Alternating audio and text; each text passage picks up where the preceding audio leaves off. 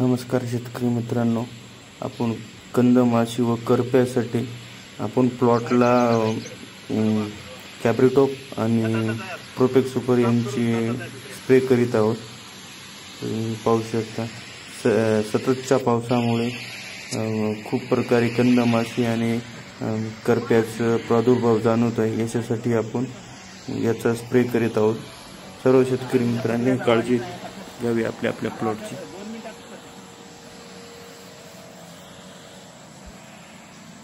दोन मिनिटाला दमदमला असं पुढे चलत ये खाली वाघ